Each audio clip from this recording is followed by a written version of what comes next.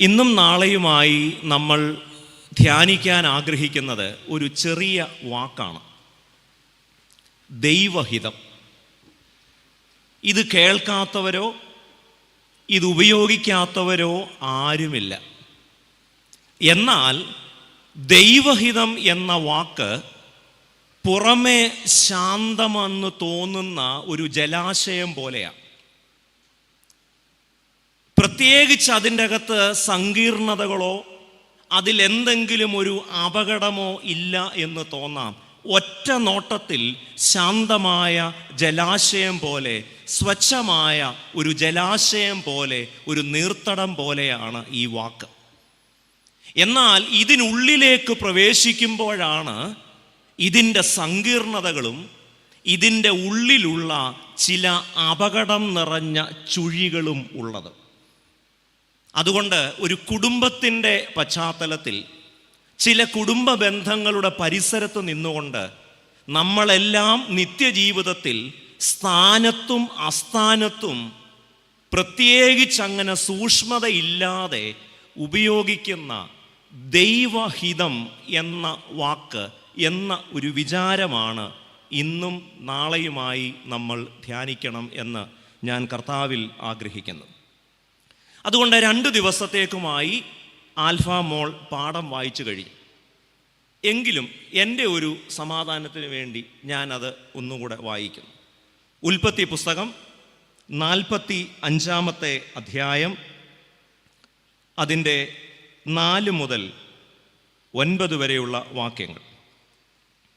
യഹോവ ജോസഫ് സഹോദരന്മാരോട്, ഇങ്ങോട്ട് അടുത്തു വരുവീൻ എന്ന് പറഞ്ഞു. അവർ അടുത്തു ചെന്നപ്പോൾ അവൻ പറഞ്ഞത്, നിങ്ങൾ മിസ്രയീമിലേക്ക് വിറ്റുകളഞ്ഞ നിങ്ങളുടെ സഹോദരൻ യോസഫ് ആകുന്നു ഞാൻ. എന്നെ ഇവിടെ വിറ്റതുകൊണ്ട് നിങ്ങൾ വ്യസനിക്കേണ്ട, വിഷാദിക്കുകയും വേണ്ട.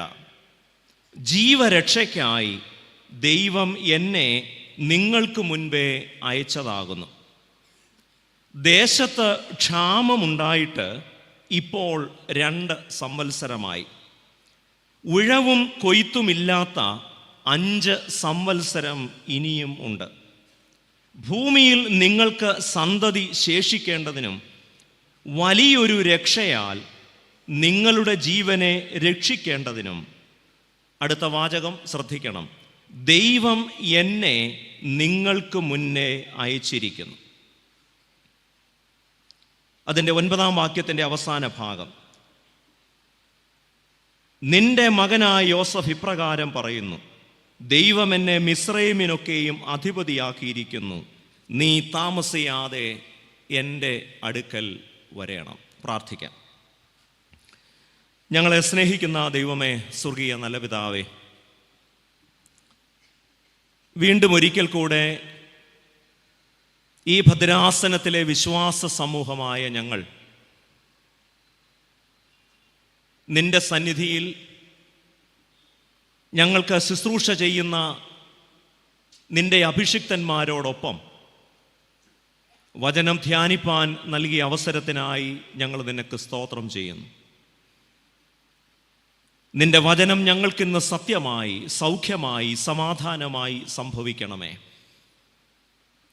ദൈവഹിതത്തെക്കുറിച്ച് ഞങ്ങൾ ഇന്നും നാളെയുമായി ധ്യാനിക്കുമ്പോൾ വളരെ നിഷ്കളങ്കമെന്ന് ഞങ്ങൾ കരുതുന്ന ഒരു വിചാരം, പ്രത്യേകിച്ച് അങ്ങനെ അതിലൊരു അപകടവുമില്ല എന്ന് ഞങ്ങൾ കരുതുന്ന ഒരു വാക്ക്, പ്രത്യേകിച്ച് ഒരു സൂക്ഷ്മതയോ ആലോചനയോ ഇല്ലാതെ പലപ്പോഴും ഞങ്ങൾ ഉപയോഗിക്കുന്ന ഒരു പ്രയോഗം, എന്നാൽ അത് എത്രത്തോളം ചതിക്കുഴികൾ നിറഞ്ഞതാണെന്നും അതിലെത്രത്തോളം അപകടങ്ങൾ പതിയിരിക്കുന്നുവെന്നും ഞങ്ങൾ കരുതുന്നത് പോലെ ദൈവഹിതമെന്ന വാക്ക് അത്ര നിഷ്കളങ്കമല്ലെന്നും ഞങ്ങളെ ഈ ദിവസങ്ങളിൽ നീ ചിന്തിപ്പിക്കണമേ. ദൈവഹിതത്തെക്കുറിച്ച് ദൈവത്തിൻ്റെ മനസ്സിനും ദൈവത്തിൻ്റെ സ്വഭാവത്തിനും ചേർന്ന വിധത്തിൽ മനസ്സിലാക്കുവാൻ ഞങ്ങൾക്ക് നീ സഹായിക്കണമേ. വചനം ശുശ്രൂഷിപ്പാൻ അടിയനെയും അതനുസരിപ്പാനും അനുസരിക്കുന്നവർക്കുള്ള അനുഗ്രഹം പ്രാപിപ്പാനും ഞങ്ങളെ എല്ലാവരെയും ഒരുപോലെ സഹായിക്കുകയും ചെയ്യണമേ. യേശുവിൻ്റെ നാമത്തിൽ പ്രാർത്ഥിക്കുന്നത് കരുണയോടെ കേൾക്കണമേ. ആമേൻ. കഴിഞ്ഞ 5-ലധികം വർഷമായി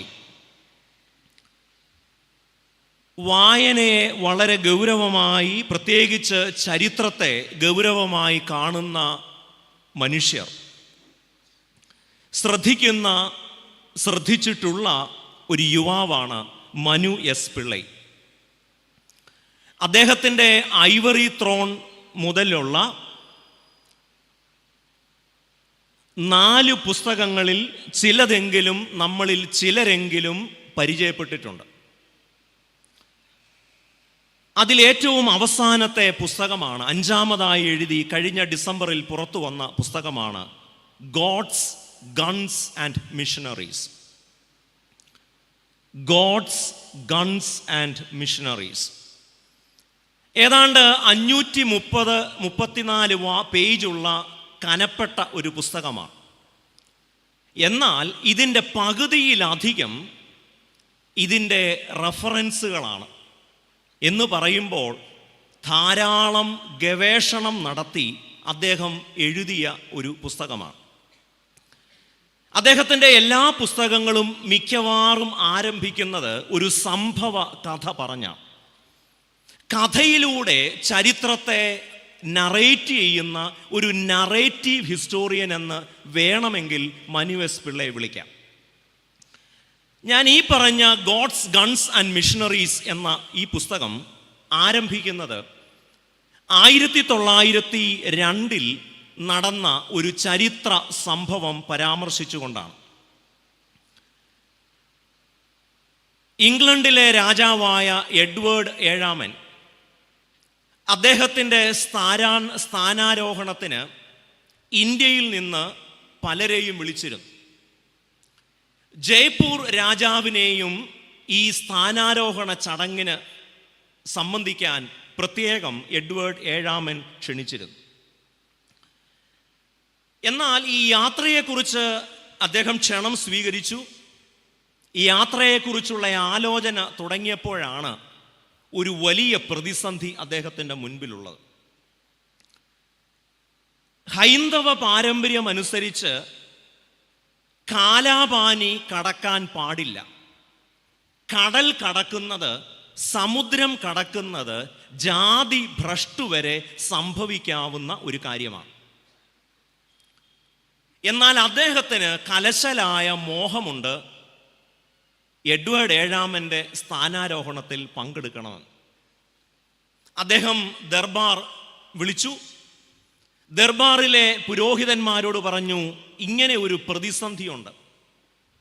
അപ്പോൾ അവർ പറഞ്ഞു, ജാതി ഭ്രഷ്ടില്ലാതെ, പ്രത്യേകിച്ച് അങ്ങനെ വലിയ മതപ്രശ്നങ്ങളൊന്നുമില്ലാതെ നമുക്കിത് പരിഹരിക്കാം.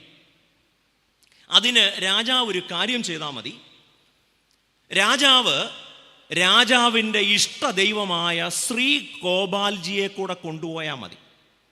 അപ്പം രാജാവല്ല യാത്ര ചെയ്യുന്നത്, ദൈവമാണ് യാത്ര ചെയ്യുന്നത്. ദൈവത്തിൻ്റെ പിറകെ രാജാവ് പോകുന്നു എന്നേ ഉള്ളൂ.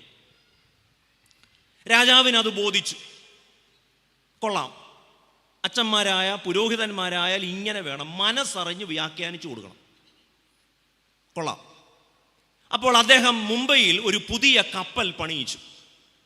ജയ്പൂരിൽ നിന്നും പുരോഹിതന്മാർ മുംബൈയിലെത്തി ഈ കപ്പൽ ശുദ്ധീകരിച്ചു.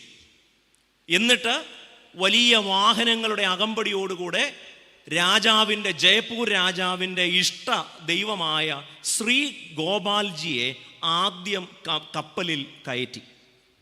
ഒത്തിരി കാര്യങ്ങളുണ്ട്, അത് സാമാന്യം വിസ്തരിച്ച് മനു എസ് പിള്ളൈ പറയുന്നുണ്ട്. എന്നിട്ട് ലണ്ടനിൽ ചെന്നപ്പോഴും ചെയ്തത്, ആദ്യം രാജാവല്ല കപ്പലിൽ നിന്നിറങ്ങിയത്, ഗോപാൽജിയാണ് ഇറങ്ങിയത്. അതിൻ്റെ പിറകെയാണ്.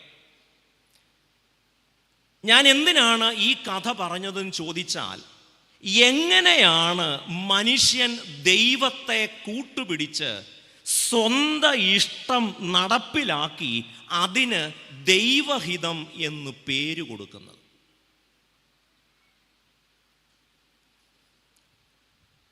രാജാവിന് ലണ്ടനിൽ പോണം. മതവും പാരമ്പര്യങ്ങളും ആചാരങ്ങളും എതിരാണ്. പക്ഷേ ഇതെല്ലാം ദൈവഹിതമായി വ്യാഖ്യാനിക്കാൻ അധികാരവും പുരോഹിതന്മാരും കൂട്ടുണ്ടെങ്കിൽ ഒരു പ്രശ്നവുമില്ല. അങ്ങനെ ജയ്പൂർ രാജാവ് ലണ്ടനിൽ പോയി എന്നാണ് മനു എസ് പിള്ളൈ പറയുന്നത്. അപ്പോൾ ഇവിടുത്തെ ചോദ്യം, രാജാവ് കടൽ കടന്നു പോയത് ദൈവഹിതമാണോ, അതോ രാജാവിൻ്റെ ഇഷ്ടമറിഞ്ഞ് മതപുരോഹിതന്മാർ രാജാവിൻ്റെ താല്പര്യങ്ങളെ ദൈവഹിതമായി വ്യാഖ്യാനിച്ചതാണോ?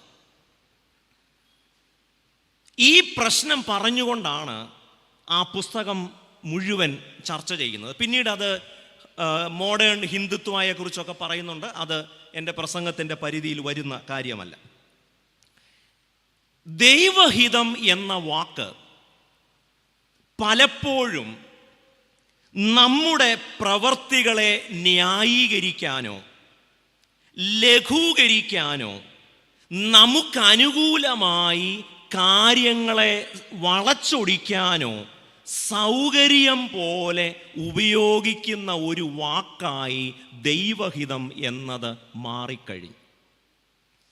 അതുകൊണ്ടാണ് ഞാൻ പ്രാരംഭത്തിൽ പറഞ്ഞത്, കേട്ടാൽ നിഷ്കളങ്കമെന്ന് തോന്നുന്ന വളരെ നൈവായ ഒരു വാക്കാണ് ദൈവഹിതം. എന്നാൽ ഇത്രയധികം ചതിക്കുഴികൾ ഒളിഞ്ഞിരിക്കുന്ന, ഇത്രയധികം അപകടങ്ങൾ ഒളിച്ചിരിക്കുന്ന, ഇത്രയധികം മരണം മണക്കുന്ന മറ്റൊരു വാക്കുണ്ടോ എന്ന് നാം ഗൗരവമായി ഈ ദിവസങ്ങളിൽ ആലോചിക്കാനായി പോവുകയാണ്. ഇനി മനു എസ് പിള്ളയുടെ കാര്യം ഇച്ചിരി കട്ടിക്ക് പറഞ്ഞതാണെങ്കിൽ നമുക്ക് കുറച്ചുകൂടി ഒരു ലൈറ്റായിട്ട് എങ്ങനെയാണ് ദൈവഹിതം എന്നത് ഒരു തമാശയായി മാറുന്നത് എന്നത് പറയാം.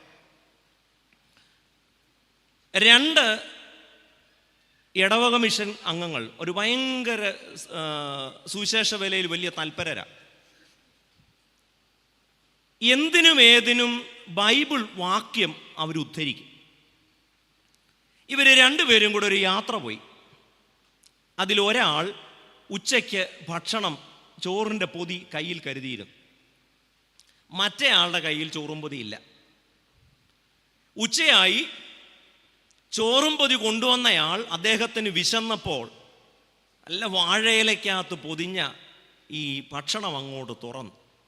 നല്ല പാവയ്ക്ക മെഴുക്കുവരട്ടിയും പിന്നെ ചാക്കക്കുരു മെഴുക്കുവരട്ടിയും എല്ലാം കൂടി, പിന്നെ വാഴയിലയുടെ മണവും മാങ്ങാ ചമ്മന്തിയും.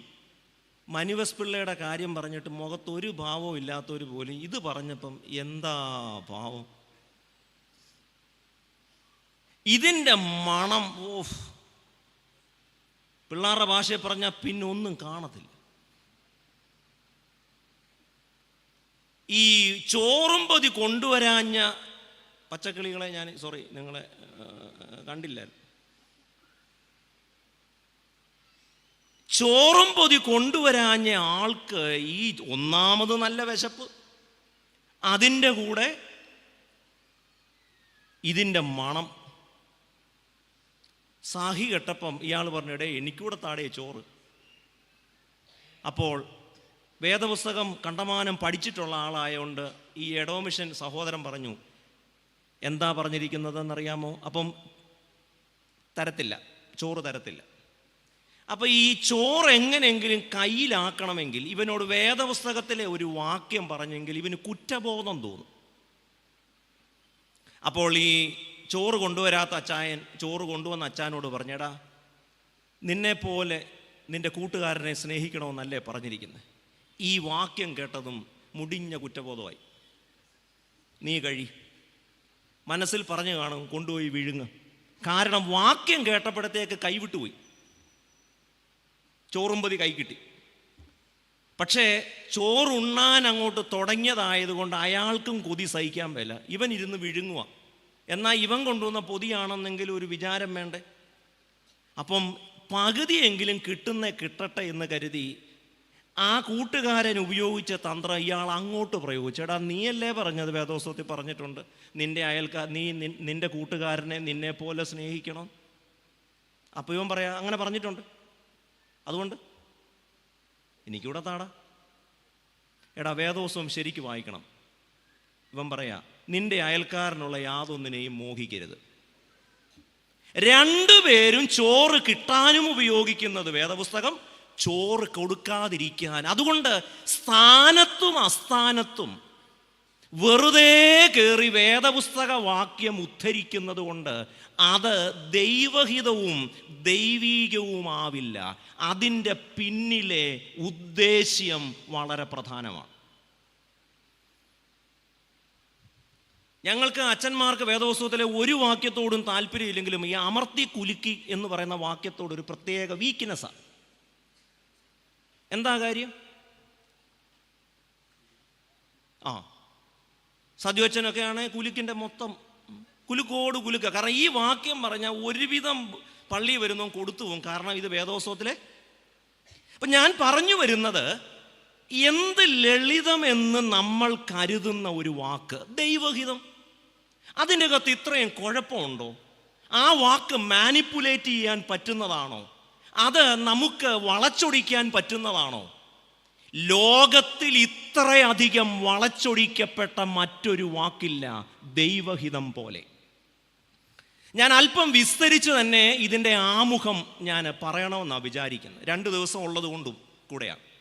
കാരണം ഈ വാക്കിൽ ഒതുങ്ങിയിരിക്കുന്ന പ്രശ്നങ്ങൾ ആദ്യം അറിയാതെ, ഈ വാക്കിൽ ഒളിച്ചിരിക്കുന്ന ചില ചുഴികൾ, മരണച്ചുഴികൾ, ചില സ്വാർത്ഥതയുടെ ചുഴികൾ, ചില അപകട ചുഴികൾ, ചില സാമ്രാജ്യ ചുഴികൾ ഒക്കെ ഇതിൻ്റെ അകത്തുണ്ട്. അതിനെ ഒന്ന് നമുക്ക് ചെറിയതായി പറഞ്ഞു തുടങ്ങിയെങ്കിൽ മാത്രമേ ജോസഫ് പറയുന്നതിൻ്റെ പൊരുൾ അതിൻ്റെ യഥാർത്ഥ അർത്ഥത്തിൽ അറിയാൻ പറ്റും. തിരുമേനിയുടെ സ്ഥലത്തിനടുത്താണ് ഇലന്തൂർ നരബലി നടന്നത്. തിരുമേനി ഇപ്പോൾ പറയും, അല്ല ഇലന്തൂരിൽ നിന്നും നല്ല ദൂരമുണ്ട് തിരുമേനിയുടെ സ്ഥലമെന്ന് പറയും. അവിടെയാണ് എന്ത് നടന്നത്? നരബലി. നരബലി നടത്തിയ ആള് പറഞ്ഞത് എന്താണെന്നറിയാമോ? ഇതെന്താണ്? ദൈവഹിതമാണ്. ഇനി ഞാനൊരു കാര്യം പറയുന്നത്, ഇത് ലൈവാണ് എന്നറിയാമെങ്കിൽ പോലും കൂടുതൽ വിശദാംശങ്ങൾ ഞാൻ വെളിപ്പെടുത്തില്ല. എന്നാൽ അത് പറയാതെ ശരിയാവില്ല എന്നൊരു തോന്നലുള്ളത് കൊണ്ടാണ്. കേരളത്തിലെ ഒരു ബിഷപ്പിനോടൊപ്പം ഞാനൊരു സ്ഥലത്ത് ബിരിയാണി കഴിക്കാൻ കയറി. മർത്തോമായോ അല്ലെങ്കിൽ നമ്മുടെ ബാവ അറിയാതെ ഇവിടെ ബാവയായിട്ടിരിക്കുന്ന അച്ഛനോ ഒന്നുമല്ല, വേറെ ഏത് സഭ, മറ്റ് വിശദാംശങ്ങളൊന്നും ചോദിക്കരുത്. അപ്പോൾ ഞങ്ങൾ ഒരുമിച്ച് ഇങ്ങനെ ഭക്ഷണം കഴിച്ചുകൊണ്ടിരിക്കുമ്പം ഈ തിരുമേനി എന്നോട് പറഞ്ഞു, ബിഷപ്പ് എന്നോട് പറഞ്ഞു, എൻ്റെ ഭദ്രാസനത്തിൽ വലിയ സാമ്പത്തിക ക്രൈസിസ് ഉണ്ട്, പൈസയ്ക്ക് ശരിക്കും ബുദ്ധിമുട്ടുക. എനിക്ക് കഴിഞ്ഞിടയ്ക്ക് ഒരു ഓഫർ വന്നു, കുറച്ച് കള്ളപ്പണം തരാം, അത് സ്തോത്രകാഴ്ചയാക്കി വെളുപ്പിച്ചിട്ട് ഇത്ര ശതമാനം തിരിച്ചു കൊടുത്താൽ മതി. പൂർണ്ണ ഉത്തരവാദിത്തോടെ ദൈവസന്നിധിയിലാണ് നിൽക്കുന്നത് എന്നതിൽ തന്നെയാണ് ഇക്കാര്യം പറയുന്നത്. നമ്മുടെ ചുറ്റിലും കണ്ണടച്ചു തുറക്കുന്നതിന് മുൻപ് തഴച്ചു വളരുന്ന പല ആത്മീയ പ്രസ്ഥാനങ്ങളുടെയും സ്തോത്രകാഴ്ച കള്ളപ്പണം വെളുപ്പിച്ചെടുക്കുന്നതാണ്. 10,000 രൂപ സ്തോത്രകാഴ്ച കിട്ടുന്ന ഒരു കൊച്ചു പ്രാർത്ഥനയ്ക്ക് ഒരാൾ പറയുകയാണ് 1,00,000 രൂപ തരാം, 75,000 രൂപ തിരിച്ചു തന്നാൽ മതി എന്ന് പറഞ്ഞാൽ പുളിക്കുമോ? അപ്പോൾ ഈ പാവം വിശ്വാസികൾ ചിന്തിക്കുന്നത് കണ്ടോ, മാർത്തോമാ സഭ ഇപ്പോഴും ഓഞ്ഞായിരിക്കുന്നത്, ഇന്നലെ തുടങ്ങിയ പെട്ടിക്കട പോലെ തുടങ്ങിയ ഒരു സഭ തഴച്ചു വളരുന്നു. ഇതൊന്നും തഴച്ചല്ല വളരുന്നത്. എന്നിട്ട് ഇതിനെയെല്ലാം പാവം വിശ്വാസികൾക്ക് ഇത് വല്ലതും അറിയുമോ? ഇതിന് മൊത്തത്തിൽ കൊടുക്കുന്ന പേരാണ് ദൈവഹിതം. ഒന്ന് വിറപ്പിച്ചാൽ അതെന്തായി? പല അധാർമികമായ ഇടപാടുകളെയും ദൈവത്തിന് നിരക്കാത്ത നെറികേടുകളെയും ശബ്ദം വിറപ്പിച്ച് ദൈവീകമാക്കുന്ന ജാലവിദ്യയുടെ കാലത്താണ് നമ്മൾ ജീവിക്കുന്നത്. എന്താണ് ദൈവഹിതം?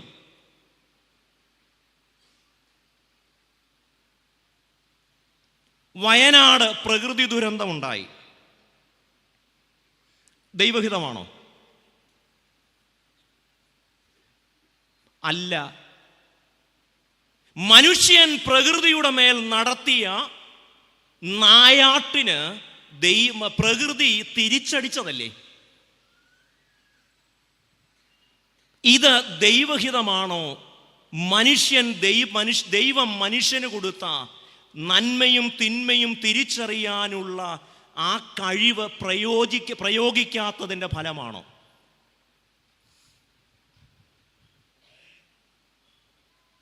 ദൈവഹിതം എന്ന് പറഞ്ഞാൽ എന്താണ്? കാസർഗോഡ് എൻഡോസൾഫാൻ ദുരന്തം. ഇപ്പോഴും അവിടെ ആര് കണ്ടാലും കരഞ്ഞു പോകുന്ന തരത്തിൽ ചില ജീവിതങ്ങളുണ്ട്. അവർ അങ്ങനെ ജനിച്ചതും ഇപ്പോൾ ജനിച്ചുകൊണ്ടിരിക്കുന്നതും ദൈവഹിതമാണോ? മനുഷ്യന്റെ പാപത്തിന്റെ ഫലമാണോ?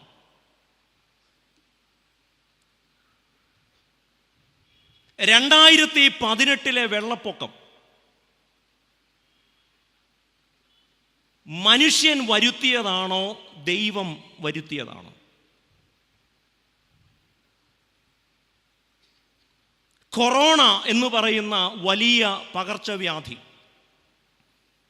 ഇത് ദൈവഹിതമാണോ അതോ മനുഷ്യൻ വരുത്തിയതാണോ? നമ്മൾ മനുഷ്യൻ ചെയ്തു കൂട്ടുന്ന എല്ലാത്തിനും ദൈവത്തെ കൂട്ടുപിടിക്കരുത്. ഒരാൾ പഠിക്കാതെ ഉഴപ്പി നടന്ന് പരീക്ഷയ്ക്ക് 8 നില പൊട്ടിയിട്ട് അത് ദൈവത്തിൻ്റെ ഹിതമാണെന്ന് പറഞ്ഞാൽ നിങ്ങൾ അവനെ ഒലക്ക കൊണ്ടടിക്കുമോ ഇല്ലയോ?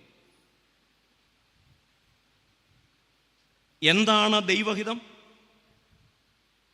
മദ്യപിച്ച് വാഹനമോടിച്ച് വല്ല കടയിലും പോസ്റ്റയിലും ചെന്ന് ഇടിച്ചിട്ട് അത് ദൈവഹിതമാണെന്ന് പറയാമോ? മദ്യപിച്ച് തിരിച്ചു വന്ന് ഭാര്യയെ ഇടിച്ചിട്ട് അത് ദൈവഹിതമാണെന്ന് പറയാമോ? നമ്മൾ ഈ വാക്ക് എത്ര സ്ഥലത്ത് ദൈവത്തിന് ഇഷ്ടമല്ലാത്ത തരത്തിൽ ഉപയോഗിച്ചിട്ടുണ്ട്?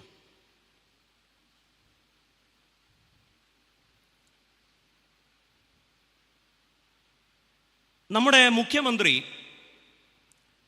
സത്യപ്രതിജ്ഞ ചെയ്ത് ഒന്നാം പിണറായി സർക്കാരിൻ്റെ സമയത്ത് അദ്ദേഹം സത്യപ്രതിജ്ഞ ചെയ്തതിനു ശേഷം അദ്ദേഹം പറഞ്ഞു, മൊത്തത്തിൽ പറഞ്ഞ ഒരു ഗുണദോഷമാണ്, ഞാൻ പറഞ്ഞു എന്ന് പറഞ്ഞ് പല വേതാളങ്ങളും വരും, ഇതൊന്നും ഞാൻ അറിഞ്ഞിട്ടുണ്ടാവില്ല. ഇത് നമുക്ക് മറ്റൊരു തരത്തിൽ വായിച്ചെടുക്കാം. ദൈവം പറഞ്ഞിട്ടാണെന്ന് പറഞ്ഞ്, ദൈവഹിതമാണെന്ന് പറഞ്ഞ് മനുഷ്യൻ്റെ അജണ്ടകൾ നടപ്പിലാക്കുന്നുണ്ട്.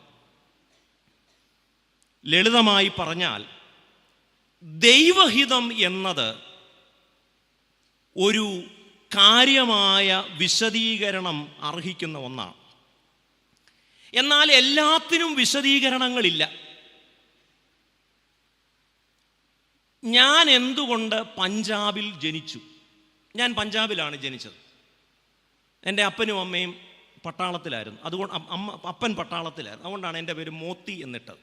ഒരു മഹാൻ്റെ പേര് കിടക്കട്ടെ, ഇനി അതിൻ്റെ കുറവ് കൊണ്ട് ഇവൻ നന്നായില്ലെന്ന് വേണ്ട എന്ന് വിചാരിച്ചിട്ടതാണ്. അന്നത്തെ ആ കളറൊക്കെ കണ്ടാൽ ആരും, പിന്നെ ഈ കുട്ടനാട്ടിൽ വന്ന കാലാവസ്ഥയൊക്കെ മോശമായതുകൊണ്ട് ഞാൻ ബ്ലാക്ക് മോത്തി ആയിപ്പോയെന്നുള്ളതേ ഉള്ളൂ. ശരിക്കും ഒറിജിനലി ഇങ്ങനെ അല്ലായിരുന്നു. സംശയമുള്ളവർക്ക് എൻ്റെ പോളിയോ എടുത്ത സമയത്തെ ഫോട്ടോ ഞാൻ അയച്ചു തരാം. നല്ല വെളുത്തായിരുന്നു. ഞാൻ എന്തുകൊണ്ട് അവിടെ ജനിച്ചു എനിക്കറിയില്ല. ഞാൻ എന്തുകൊണ്ട് മാർത്തോമാ സഭയിലെ അംഗമായി എനിക്കറിയില്ല. എന്നാൽ നമ്മൾ ഉപയോഗിക്കുന്ന അല്ലെങ്കിൽ നമ്മുടെ നിത്യജീവിതത്തിൽ സംഭവിക്കുന്നതിലെ ഒട്ടുമിക്ക കാര്യങ്ങളും നമുക്ക് ഗ്രഹിക്കാൻ അത്ര പ്രയാസമുള്ളതല്ല. ഗ്രഹിക്കാനും വിശദീകരിക്കാനും സാധിക്കാത്ത ഒത്തിരി കാര്യങ്ങളുണ്ട്. അത് വിടാം. ദൈവഹിതം. ഈ ദൈവഹിതം എന്ന വാക്ക് പൊരുൾ തിരിക്കുക എന്നതാണ് ഇന്നും നാളെയുമായി ഞാൻ ആഗ്രഹിക്കുന്ന കാര്യം. അതിന് ഏറ്റവും സഹായകരമാകുന്ന ഒരു ഫാമിലി ഡൈനമിക്സ്, ഒരു കുടുംബ രസതന്ത്രം അല്ലെങ്കിൽ ഒരു കുടുംബ പുരാണം. ഈ വർഷത്തെ നമ്മുടെ ഭദ്രാസനത്തിൻ്റെ വിഷയം കുടുംബമാണല്ലോ. അതുകൊണ്ട് ഒരു ഫാമിലി പുരാണം, കുടുംബ പുരാണം, കുടുംബ മഹിമ, കുടുംബ രസതന്ത്രം അതിൻ്റെ പശ്ചാത്തലത്തിൽ പറയാം. എന്നാൽ ആ കഥയിലേക്ക് ഞാൻ പറഞ്ഞല്ലോ, ഇന്ന് അല്പം ദീർഘമായ ഒരു ആമുഖം ഞാൻ പറയും. ദൈവഹിതം എന്തെന്ന് നമ്മൾ പറയുന്നതിന് മുൻപ്, ദൈവഹിതം എന്ത് എന്ന വാക്ക് അല്ലെങ്കിൽ ആ വാക്ക് നമ്മൾ ഉപയോഗിക്കുന്നതിന് മുൻപ് ചില കാര്യങ്ങൾ നമ്മൾ മനസ്സിൽ വെക്കണം. ഒന്ന്, ഒരു മനുഷ്യൻ്റെ ജീവിതത്തിൽ സംഭവിക്കുന്ന, ഒരു കുടുംബത്തിൽ സംഭവിക്കുന്ന, ഒരു ദേശത്ത് സംഭവിക്കുന്ന ഒരു ദുരന്തം, അത് ദൈവത്തിൻ്റെ ഹിതമായിരിക്കും എന്ന് പറയുന്നതിന് മുൻപ് ഒന്നാമത് പറയേണ്ടത്, ഇത് അവോയ്ഡബിൾ ആയിരുന്നോ? ഇത് മനുഷ്യൻ അല്പം കൂടെ വിവേകത്തോടെ പെരുമാറിയിരുന്നെങ്കിൽ, അല്പം കൂടെ മനുഷ്യ സ്നേഹത്തിൽ ജീവിച്ചിരുന്നെങ്കിൽ, അല്പം കൂടെ ദൈവഭയത്തോടെ ജീവിച്ചിരുന്നെങ്കിൽ ഈ ദുരന്തം ഒഴിവാക്കാമായിരുന്നോ? If it is an avoidable tragedy, it is not God's will.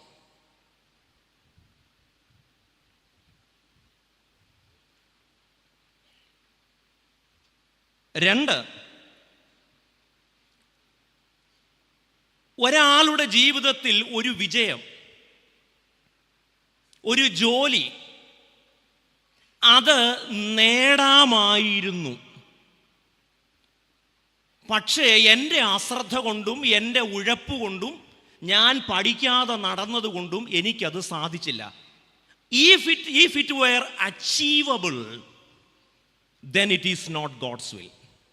അപ്പോൾ ഒന്ന്, ഒരു ദേശത്തോ ഒരു വ്യക്തിക്കോ ഒരു കുടുംബത്തിലോ ഒരു ദുരന്തം സംഭവിക്കുമ്പോൾ അശ്രദ്ധ കൊണ്ടും മനുഷ്യസ്നേഹമില്ലായ്മ കൊണ്ടും ദൈവഭയമില്ലായ്മ കൊണ്ടും സംഭവിച്ചതാണെങ്കിൽ, if we could have avoided it, അത് അവോയ്ഡബിൾ ആണെങ്കിൽ അതെന്തല്ല? അത് മനുഷ്യഹിതമാണ്, ദൈവഹിതമല്ല. രണ്ട്, അത് അച്ചീവബിൾ ആയിരുന്നോ? മൂന്ന്, ഏതെങ്കിലും ഒരു വ്യക്തിയുടെ പ്രവൃത്തിയുടെ ഫലമായി ഒരു ദുരന്തമോ ഒരു അപകടമോ സംഭവിച്ചാൽ അത് ദൈവഹിതമാണ് എന്ന് നാം പറയുകയാണെങ്കിൽ ആ പ്രവൃത്തി ചെയ്തയാൾക്ക് ന്യായവിധി ഉണ്ടോ? ഒരാൾ ഒരു കൊലപാതകം ചെയ്യുന്നു, അല്ലെങ്കിൽ ഒരാൾ ഒരു ബലാത്സംഗം ചെയ്യുന്നു, ഒരാൾ ഒരു കഞ്ചാവ് കടത്ത് നടത്തുന്നു, എന്തെങ്കിലും ഒരു അധാർമിക പ്രവൃത്തി ആയിരിക്കട്ടെ, അത് ചെയ്തതിൻ്റെ ഫലമായി ചില വിപത്തുകൾ വന്ന് സംഭവിക്കുമ്പോൾ അവിടെ ചെന്നേച്ച് ഇത് ദൈവഹിതമാണെന്ന് പറഞ്ഞാൽ അതിൻ്റെ അർത്ഥം ഈ പ്രവൃത്തി ദൈവഹിതമാണ് എന്നാണ്. ആ പ്രവൃത്തി ദൈവഹിതമാണെങ്കിൽ ആ പ്രവൃത്തിക്ക് ദൈവം ആ വ്യക്തിയെ ന്യായം വിധിക്കുമോ?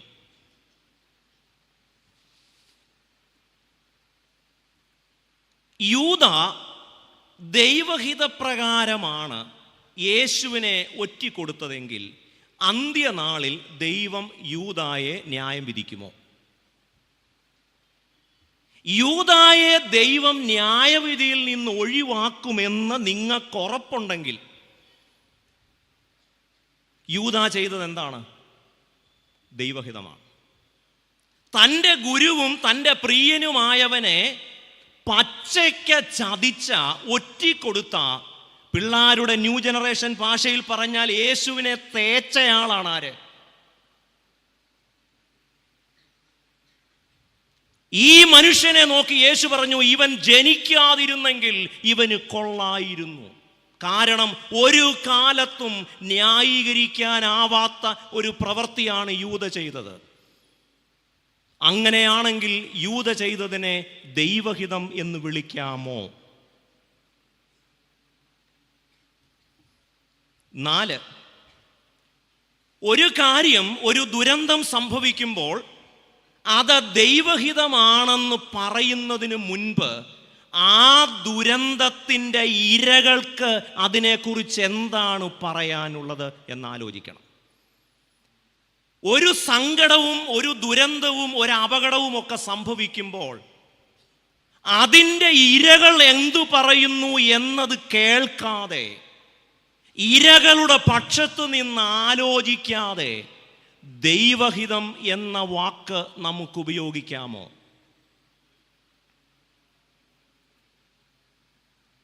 5,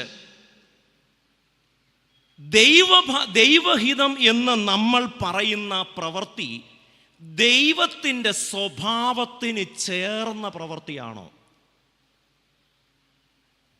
അപ്പോൾ 5 കാര്യങ്ങളാണ് ഒരു കാര്യത്തെ, ഒരു സംഭവത്തെ ദൈവഹിതമാണോ അല്ലയോ എന്ന് നമ്മൾ പറയുന്നതിന് മുൻപ് മനസ്സിൽ സൂക്ഷിക്കേണ്ടത്.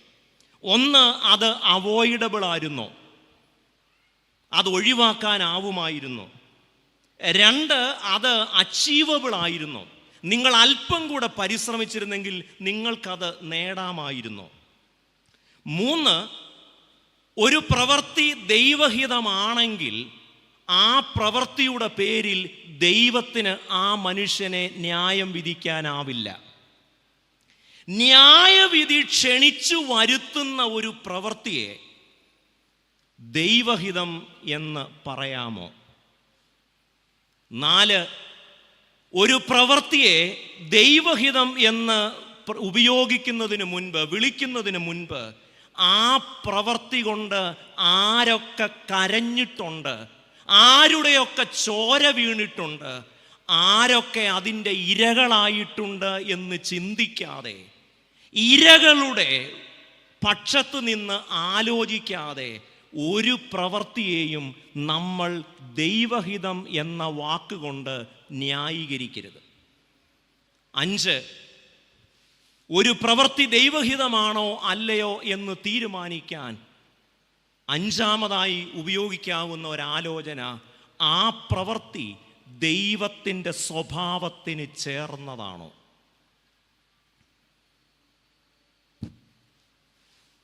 ഇത്രയും ആലോചനകൾ മനസ്സിൽ വെച്ചുകൊണ്ട് ജോസഫ് പറയുന്ന ഒരു പ്രസ്താവനയെ നമ്മൾ മനസ്സിലാക്കാനായിട്ട് ശ്രമിക്കുകയാണ്. ജോസഫ് ഇപ്പോൾ മിസ്രയേമിന് അധിപതിയാണ്.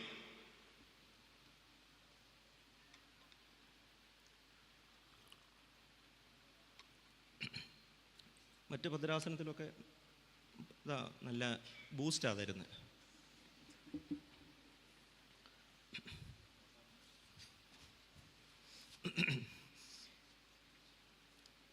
മിസ്രയേമിന് അധിപതിയാണ് യോസഫ്. സഹോദരന്മാർ കൊല്ലാൻ ശ്രമിക്കുന്നു. അപ്പോൾ അതിലൊരുത്തൻ പറയുന്നു ഇവനെ പൊട്ടക്കിണറ്റിലിടാം. വേറൊരു കൂട്ടർ പറയുന്നു ഇവനെ മിസ്രൈമ്യർക്ക് വിൽക്കാം. അങ്ങനെ സഹോദരന്മാരും അല്ലെങ്കിൽ കൂടപ്പറപ്പുകളും വിശ്വസിച്ചവരും എല്ലാം ചതിച്ച് ചതിച്ച് ചതിച്ച് അങ്ങനെ ഒരു at the end of endless deception, അവസാനിക്കാത്ത ചതിയുടെ ഇരയായ ഈ മനുഷ്യൻ അവസാനം മിസ്രയേമിൻ്റെ സർവാധിപതിയാകുമ്പോൾ, തൻ്റെ സഹോദരന്മാർക്ക് മുൻപിൽ തന്നെ തന്നെ വെളിപ്പെടുത്തുമ്പോൾ യോസഫ് പറയുന്നു ദൈവമാണ് എന്നെ ഇവിടെ കൊണ്ടുവന്നത്. ദൈവമാണോ ജോസഫിനെ അവിടെ എത്തിച്ചത്? പെട്ടെന്ന് ഒരു തീരുമാനത്തിലോട്ട് പ്രവേശിക്കല്, നാളത്തെയും കൂടെ കഴിഞ്ഞിട്ടേ പറയാം.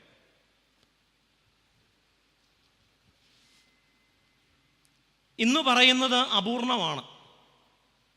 അതുകൊണ്ട് അതിൻ്റെ വെളിച്ചത്തിൽ ഈ പറയുന്നതിനെ മനസ്സിലാക്കാൻ തിരക്ക് കൂട്ടരുത് എന്നാണ് പറഞ്ഞതിൻ്റെ സാരം. ജോസഫ് പറയുന്നു, ദൈവമാണ് എന്നെ അയച്ചത്. ദൈവം സഹോദരന്മാരുടെ ചതിയിലൂടെയാണോ തൻ്റെ ഹിതം നടപ്പിലാക്കുന്നത്? മറ്റൊരു തരത്തിൽ പറഞ്ഞാൽ, ദൈവം തൻ്റെ പദ്ധതി നടപ്പിലാക്കാൻ കൂട്ടുപിടിക്കുന്നത് ചതിയന്മാരെയാണോ? ചതിയന്മാരെയും അധാർമികളെയും സഹോദര സ്നേഹമില്ലാത്തവരെയും കുലപാതകന്മാരെയും അസൂയയുള്ളവരെയും പകയുള്ളവരെയും കൂട്ടുപിടിച്ച് തൻ്റെ ഹിതം നടപ്പിലാക്കേണ്ട ഗതികേട് സർവശക്തനായ ദൈവത്തിനുണ്ടോ? ചതിയന്മാരെ അല്ലാതെ മറ്റാരെയും ദൈവത്തിന് തൻ്റെ ഹിതം നടപ്പിലാക്കാൻ കിട്ടിയില്ലേ? ആദ്യത്തെ വിചാരത്തിന് ഞാൻ കൊടുക്കാൻ ആഗ്രഹിക്കുന്ന ഒരു തലക്കെട്ട്, ഒരു dysfunctional family. How does a dysfunctional family frustrate God's plans? ഇച്ചിരി കട്ടിക്കിരിക്കട്ടെ എന്ന് വിചാരിച്ച് അല്ലെ, ഒരു സ്റ്റാൻഡേർഡ് ഇല്ല എന്ന് നിങ്ങൾ പറയും. ഇത്രയേ ഉള്ളൂ സംഭവം. How does a dysfunctional family frustrate God's plans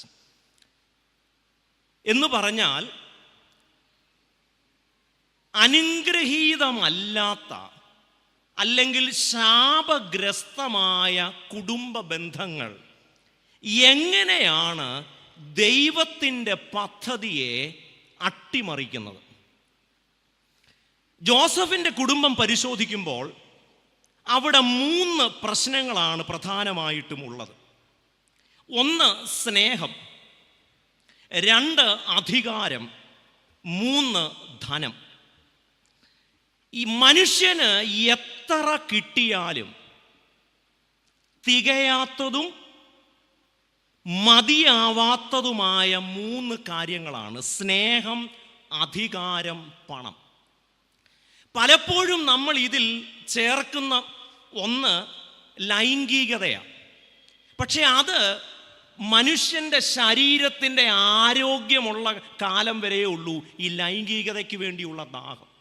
എന്നാൽ ICUവിൽ കിടക്കുമ്പോഴും അധികാരത്തോടും പണത്തോടും സ്നേഹത്തോടുമുള്ള മനുഷ്യൻ്റെ ആർത്തി അവസാനിക്കുന്നില്ല. ജോസഫിൻ്റെ ഈ ഒരു ഡിസ്ഫങ്ഷണൽ, സുസജ്ജമായ, സുസംഘടിതമല്ലാത്ത ഈ കുടുംബത്തിൻ്റെ പ്രശ്നം സ്നേഹവും അധികാരവും ധനവുമാണ്. ഇത് ഈ കുടുംബത്തിൻ്റെ മാത്രം പ്രശ്നമല്ല, ജോസഫിൻ്റെയും സഹോദരന്മാരുടെയും മാത്രം പ്രശ്നമല്ല, ഇത് ഇവരുടെ പാരമ്പര്യത്തിലുണ്ട്. അപ്പനായ യാക്കോബ്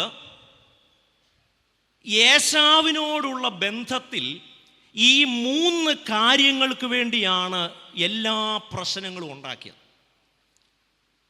മൂത്തവൻ എന്ന നിലയിൽ ഇസഹാക്കിന് ഏശാവിനോട് കൂടുതൽ സ്നേഹം തോന്നാം. അപ്പോൾ സ്നേഹം പിടിച്ചു വാങ്ങിക്കാനുള്ള യാക്കോബിൻ്റെ പരിശ്രമങ്ങൾ, അതിന് കൂട്ടുനിൽക്കുന്ന അമ്മ. 2 അധികാരമാണ്, ജ്യേഷ്ഠാവകാശം. 3 ഈ ജ്യേഷ്ഠാവകാശത്തോടൊപ്പം തനിക്ക് കിട്ടുന്ന ധനം. അപ്പോൾ സ്നേഹം, അധികാരം, ധനം. ലോക ചരിത്രത്തിൽ ഈ സാധനം മിക്ക മനുഷ്യരുടെയും ജീനിലുണ്ട്. അധികാരവും സ്നേഹവും ധനവും.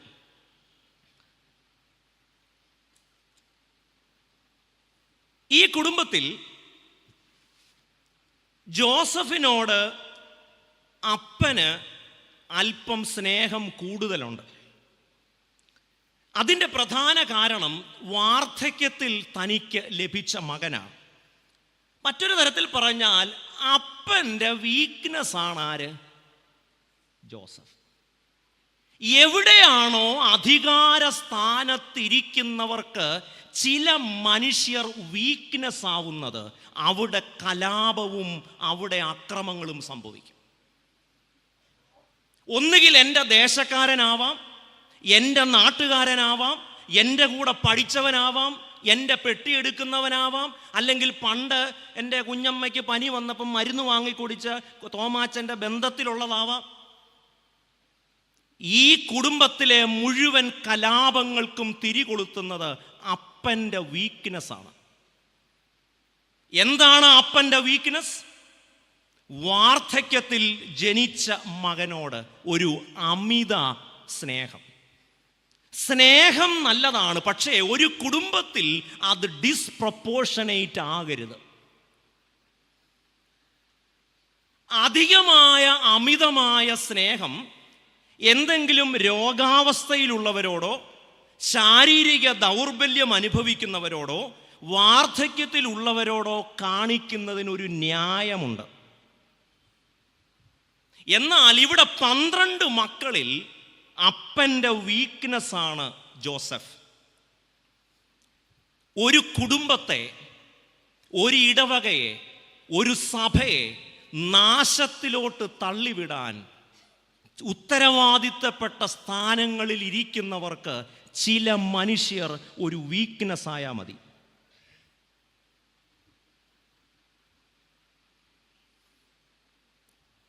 ഇനിയും ശ്രദ്ധിക്കേണ്ട കാര്യം, ഈ വീക്ക്നെസ്, വീക്ക് കിട്ടേണ്ട പ്രവൃത്തിക്ക് പറയുന്ന പേരാണ് വീക്ക്നെസ് എന്ന് പറയും.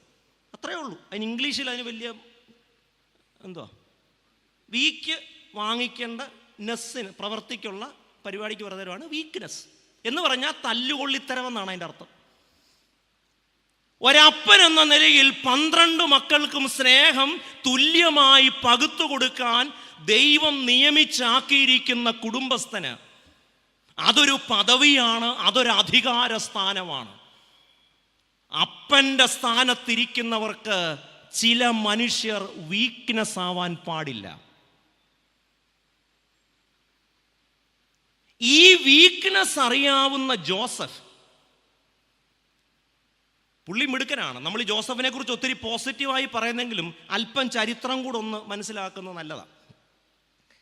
ഈ 37-ാം അധ്യായം 2-ാം വാക്യത്തിൽ ജോസഫിൻ്റെ പ്രധാന പണി 11 സഹോദരന്മാരെ കുറിച്ചുള്ള ദുശ്രുതി. 37-ന്റെ 2-ാമത്തെ വാക്യം, യോസഫിന് 17 വയസ്സായപ്പോൾ അവൻ തൻ്റെ സഹോദരന്മാരോടുകൂടെ ആടുകളെ മേയിച്ചു കൊണ്ടൊരു ബാലനായി തൻ്റെ അപ്പൻ്റെ ഭാര്യമാരായ ബിൽഹായുടെയും സിൽപ്പായുടെയും പുത്രന്മാരോടുകൂടെ ഇരുന്ന് അവരെക്കുറിച്ചുള്ള ദുശ്രുതി. അപ്പൊ ഈ പുള്ളിയുടെ പ്രധാന പരിപാടി എന്ന് പറയുന്നത് അപ്പൻ്റെ ചെവിയിൽ സഹോദരന്മാരെ കുറിച്ചുള്ള ദുശ്രുതി എത്തിക്കുക.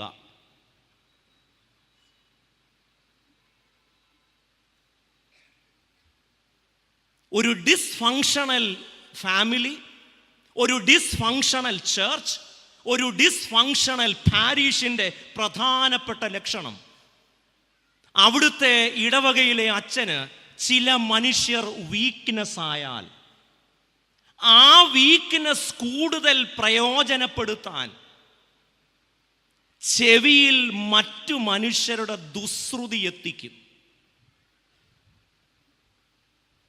ഞങ്ങൾ അച്ഛന്മാരൊരു പള്ളിയിലൊക്കെ ചെല്ലുമ്പോൾ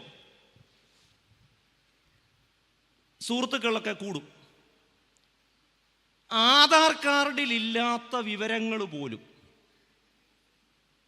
കൊണ്ടത്തരും. എന്തിനാണെന്നറിയാമോ? ഇത് കേട്ട് കേട്ട് കേട്ട് ഈ ന്യൂസ് തരുന്ന ആളുകൾ നമ്മുടെ വീക്ക്നെസ് ആവും, വീക്ക് കിട്ടുന്നിടം വരെ. ഒരു ഇടവകയും ഒരു സഭയും ഡിസ്ഫങ്ഷണൽ ആവുന്നതിൻ്റെ കാരണമാണ് ഞാൻ ഈ പറഞ്ഞത്. അല്ലാതെ കുടുംബം എന്നതുകൊണ്ട് കുഞ്ഞമ്മയും പൊന്നമ്മയും തങ്കപ്പനും തമ്മിലുള്ള പ്രശ്നം പരിഹരിക്കലല്ല. വി ആസ് എ ചർച്ച്, ഒരു സഭ എന്ന നിലയിൽ, ഇടവക എന്ന നിലയിൽ നമ്മൾ ഒരു കുടുംബമാണ്.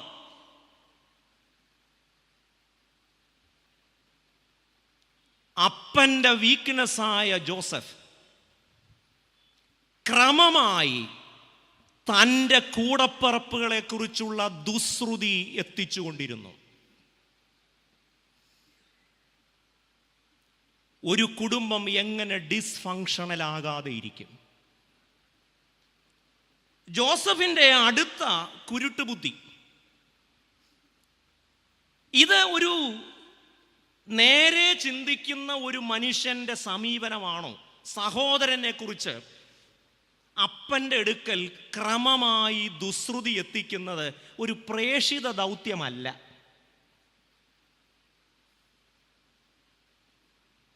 കുനിച്ചു നിർത്തി കൂമ്പിനിടിക്കേണ്ട പ്രവൃത്തിയാണ്. ഇതൊരു പ്രേഷിത ദൗത്യമോ രക്ഷാദൗത്യമോ അല്ല. ജോസഫ് വീണ്ടും 37-ാം അധ്യായത്തിൽ നമ്മൾ കാണുന്നുണ്ട്, ജോസഫിന് സ്വപ്നമുണ്ടാവുന്നു. ജോസഫ് തൻ്റെ ഈ സ്വപ്നത്തെക്കുറിച്ച് സഹോദരന്മാരോടും അപ്പനോടും പറയുന്നുണ്ട്. നമ്മൾ 37-ാം അധ്യായം 5 മുതലുള്ള വാക്യങ്ങൾ വായിക്കുമ്പോൾ അവിടെ ജോസഫിൻ്റെ ആദ്യത്തെ സ്വപ്നം, വയലിൽ എല്ലാവരും കൂടെ നിൽക്കുന്നു. അങ്ങനെ നിൽക്കുമ്പോൾ ജോസഫിൻ്റെ കറ്റകളെ മറ്റ് 11 സഹോദരന്മാരുടെ കറ്റകൾ വണങ്ങുന്നു. ഇത് കേട്ട ഉടനെ സഹോദരന്മാർ ചോദിക്കുന്നത്, നീ ഞങ്ങളുടെ മേൽ വാഴുമോ? ഈ സ്വപ്നം അവരെ വല്ലാതെ ഭയപ്പെടുത്തി. ഇവൻ നാളെ ഞങ്ങളുടെ അധികാരിയായി വരുമോ? സൂര്യനും ചന്ദ്രനും നക്ഷത്രങ്ങളും നമസ്കരിക്കുന്ന മറ്റൊരു സ്വപ്നം, അതും അപ്പനോട് പറഞ്ഞപ്പോൾ അപ്പനും ചോദിച്ച ചോദ്യമേ ഉള്ളൂ, നീ ഞങ്ങളുടെ രാജാവാവുകയും ഞങ്ങൾ നിന്നെ വണങ്ങുകയും ചെയ്യുമോ? ഞാൻ വിശ്വസിക്കുന്ന ഒരു കാര്യം, ഈ സ്വപ്നമൊക്കെ സഹോദരന്മാരോട് പറഞ്ഞതിൻ്റെ ഒരു കാരണം, ഒരു പക്ഷേ, എനിക്കങ്ങനെ ഉറപ്പൊന്നുമില്ല, ജോസഫിനോട് ചോദിച്ചിട്ട് പറയാം, ഒരു പക്ഷേ തൻ്റെ കണക്കുകൂട്ടലുകൾക്ക്, ജോസഫ് ഒരു ഭയങ്കര കണക്കുകൂട്ടലുള്ള ആളാണ്, ഭയങ്കര പ്രാക്ടിക്കലായി ചിന്തിക്കുന്ന ഒരാളാണ്, അപാര റാഷണലുള്ള ആളാണ്. അതുകൊണ്ടാണ് മിസ്രൈമിൽ ചെല്ലുമ്പോഴും അവിടുത്തെ ക്ഷാമം പരിഹരിക്കാനുള്ള വളരെ കൃത്യമായ പ്ലാനിങ് പറയുന്നത്. ജോസഫ് തൻ്റെ സ്വപ്നം അവരോട് പറയുകയാണ്. അവരുടെ പ്രധാന പ്രശ്നം, ഇവൻ ഞങ്ങളുടെ മേൽ വാഴുമോ? അപ്പോൾ അപ്പനും അമ്മയ്ക്കും സഹോദരങ്ങൾക്കും ജോസഫിനോട് അസൂയയും പകയും ഉണ്ടാവുന്നുണ്ട്. ഇവിടെ ശ്രദ്ധിക്കേണ്ടത് 2 തരത്തിലുള്ള അസൂയയുണ്ട്. ഒന്ന്, ഒരു അസൂയ ഒരു റിയാക്ഷൻ ആവാം. മറ്റേത് വളരെ ഇമ്പൾസീവായി തോന്നാം. ഇമ്പൾസീവായ ഏതൊരു മനുഷ്യനും തോന്നുന്ന സഹജമായ സ്വാഭാവികമായ അസൂയ അത്ര നല്ലതല്ലെങ്കിലും അത് ഡേഞ്ചറസ് അല്ല. എന്നാൽ ഇമ്പൾസീവ് അല്ലാത്ത മറ്റൊരു അസൂയയുണ്ട്, അത് റിയാക്ഷണറി ജലസിയ. അതൊരു റിയാക്ഷനാണ്. ഇവിടെ ജോസഫിൻ്റെ സഹോദരങ്ങളുടെ അസൂയ ഇമ്പൾസീവ് അല്ല, റിയാക്ഷണറി ജലസിയ. അതുകൊണ്ട് ഇവരെല്ലാവരും കൂടെ ഒത്തുകൂടുകയാണ്. എന്നിട്ട് പറയുന്നു, ഇവൻ്റെ സ്വപ്നം നടക്കുന്നതൊന്ന് കാണട്ടെ. 37-ാം അധ്യായം 20-ാമത്തെ വാക്യത്തിൽ പറയുന്നു, ഇവൻ്റെ സ്വപ്നം എന്താകും എന്ന് നമുക്ക് കാണാം. So dysfunctional fraternity frustrates God's plans. ഒരു ഉപജാപം ഉണ്ടാവുകയാണ്. ഒരു പൊതു ശത്രുവിനെ നശിപ്പിക്കാനാണ് ഏറ്റവും അധികം വേഗത്തിൽ ഐക്യം സാധിക്കുക. നമ്മൾ ഈ ആൾക്കൂട്ട കൊലപാതകങ്ങളുടെ മനഃശാസ്ത്രം ഇതാണ്. ഏതെങ്കിലും ഒരു വ്യക്തി എൻ്റെ വളർച്ചയ്ക്കും എൻ്റെ ഭാവിക്കും തടസ്സമാണെങ്കിൽ ഒരു കാരണവശാലും ചേരാത്തവന്മാരെല്ലാം ഒരുമിച്ച് ചേരും. ഞങ്ങളുടെ നാട്ടിൽ, കുട്ടനാട്ടിൽ അതിന് പറയുന്നത് കുണ്ടളപ്പാലയ്ക്ക് കാ വന്ന പോലെ എന്നാണ്. നിങ്ങൾ കുണ്ടളപ്പാല കണ്ടിട്ടുണ്ട്? ബാവാച്ചൻ കണ്ടിട്ടുണ്ട്?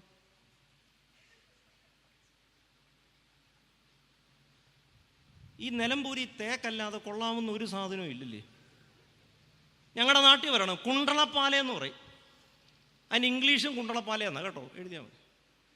ഇതിൻ്റെ പ്രത്യേകത, ഈ കായ ഇങ്ങനെ ഇരിക്കത്തുള്ളൂ, ബാക്കി ഇങ്ങനെ ഒരുമിച്ച് കിടക്കത്തില്ല, ഇത് ഇങ്ങനെ നിൽക്കത്തുള്ളൂ. ഒരിടവകയിലും പള്ളിയിലും സഭയിലും ഒക്കെ കുണ്ടളപ്പാലയുടെ കാ പോലെ പിരിഞ്ഞു നിൽക്കുന്ന കക്ഷികൾ ഒരുത്തനെ ശരിയാക്കാൻ ഉണ്ടെങ്കിൽ എല്ലാവരും കൂടെ ഒരുമിച്ച് കൂടും. ഇത്രയും ഐക്യം ഒരു പൊതു ശത്രുവിനെ തീർക്കാൻ, ഇതാണ് ഫാസിസം എന്ന് പറയുന്നത്.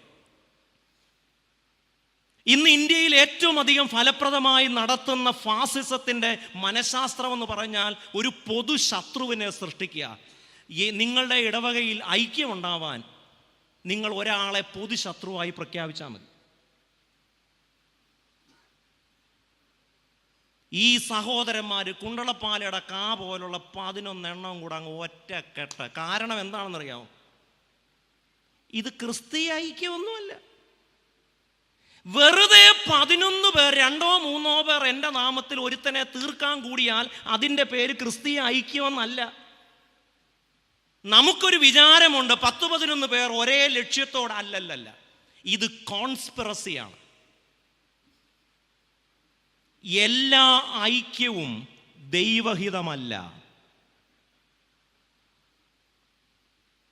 ഇവർ സമയം അതിക്രമിക്കുന്നു, സമയത്ത് തീർക്കണം എന്നതുകൊണ്ട് ഞാൻ ഒരല്പം വേഗത്തിൽ പോവുകയാണ്.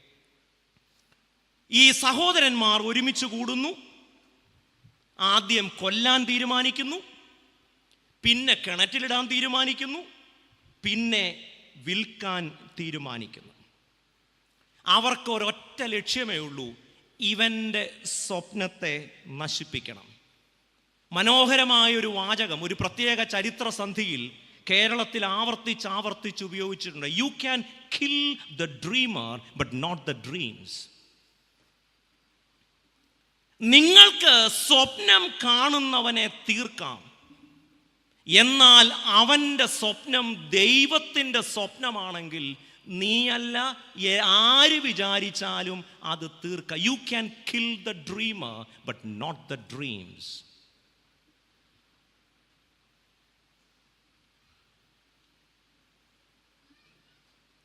ഇച്ചിരി കാര്യങ്ങളോട് പറയാനുണ്ട്, പക്ഷേ ഞാനതവിടെ അവസാനിപ്പിക്കാം.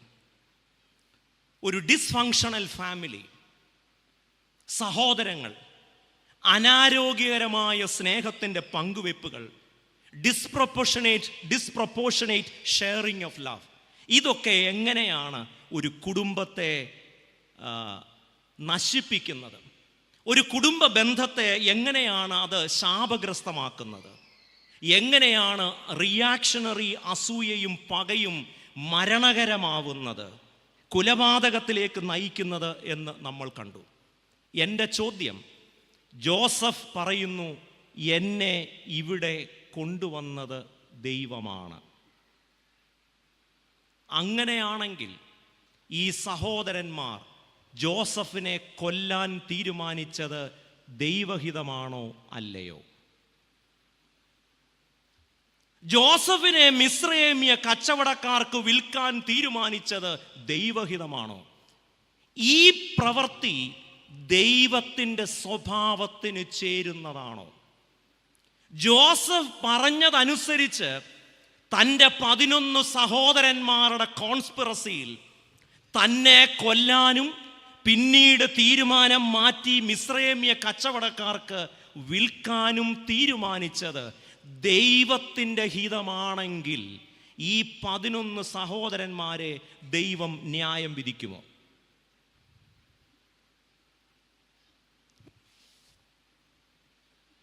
ദൈവഹിതം എന്ന വാക്ക് വളരെ സൂക്ഷിച്ച് ഉപയോഗിക്കേണ്ട ഒരു വാക്കാണ്.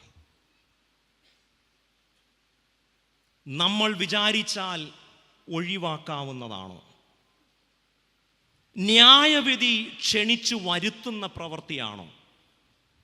ദൈവ സ്വഭാവത്തിന് ചേരുന്ന പ്രവൃത്തിയാണോ ജോസഫിൻ്റെ സഹോദരന്മാർ ജോസഫിനോട് ചെയ്തത്? സ്വന്തം സഹോദരനെ കൊല്ലാൻ ശ്രമിക്കുന്നത് ദൈവത്തിൻ്റെ പദ്ധതിയുടെ ഭാഗമാണെങ്കിൽ, കൊല്ലരുത് എന്നത് ന്യായപ്രമാണത്തിലെ അലംഘനീയമായ ഒരു പ്രമാണമാണെങ്കിൽ, സഹോദരനെ കൊല്ലാനും അവനെ ഉന്മൂലനം ചെയ്യാനും ഇവർ ശ്രമിച്ചത് ദൈവഹിതമാണോ? ദൈവഹിതത്തെക്കുറിച്ച് കുറെ കൂടെ പ്രാർത്ഥനയോടെ, കുറെ കൂടെ ദൈവഭയത്തോടെ, കുറെ കൂടെ മനുഷ്യസ്നേഹത്തോടെ, കുറെ കൂടെ നീതിബോധത്തോടെ ചിന്തിപ്പാൻ നമുക്ക് ഇടയാവട്ടെ. ഇതിൻ്റെ തുടർന്നുള്ള കാര്യങ്ങൾ നാളെ നമുക്ക് ദൈവം അനുവദിക്കുമെങ്കിൽ ഒരുമിച്ച് ധ്യാനിക്കാം. അപ്പോഴത്തേക്ക് നമുക്ക് ഈ കാര്യങ്ങൾക്ക് കൂടുതൽ വ്യക്തതയുണ്ടാവും എന്ന് ഞാൻ വിശ്വസിക്കുന്നു. നിങ്ങളുടെ പ്രാർത്ഥനയ്ക്കും നിങ്ങളുടെ ശ്രദ്ധയ്ക്കും പ്രത്യേകം നന്ദി. ദൈവം അനുഗ്രഹിക്കട്ടെ.